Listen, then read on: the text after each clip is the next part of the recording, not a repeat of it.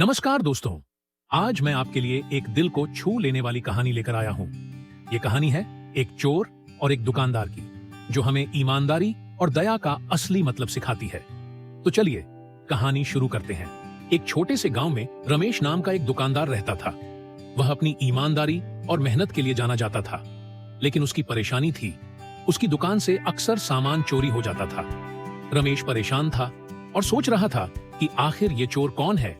एक दिन रमेश ने ठान लिया कि वह खुद चोर को पकड़कर इसकी वजह पूछेगा।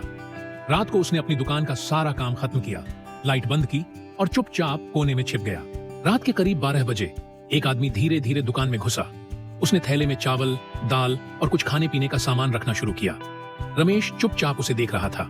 जैसे ही चोर दुकान से बाहर जाने लगा, रमेश ने उसे पकड़ लिया और गुस्से में पूछा, तू कौन है और मेरी दुकान से चोरी क्यों कर रहा है? चोर घबरा गया। उसने कहा, साहब, मेरा नाम रघु है। मेरी बीवी बीमार है और मेरे 3 छोटे बच्चे हैं। मेरे पास काम नहीं है और घर में खाने के लिए कुछ भी नहीं है। मजबूरी में चोरी कर रहा हूं। रमेश को रघु की हालत देखकर गुस्से के बजाय दया आने लगी। उसने देखा कि रघु सच में बेहद गरीब और लाचार है। कुछ सोचने के बाद रमेश ने कहा, चोरी करना गलत है, लेकिन अगर तुझे मदद चाहिए तो मैं तुझे काम दे सकता हूँ। मेहनत कर और जो चाहिए वो ले जाना।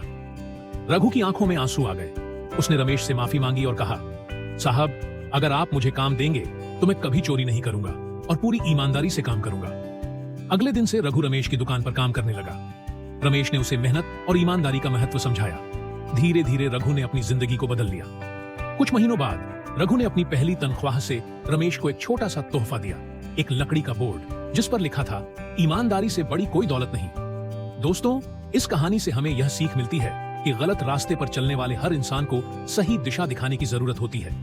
अगर हम दूसरों की मजबूरी को समझकर उनकी मदद करें तो दुनिया में बहुत कुछ बदला जा सकता है। तो दोस्तों, आपको ये कहानी कैसी लगी?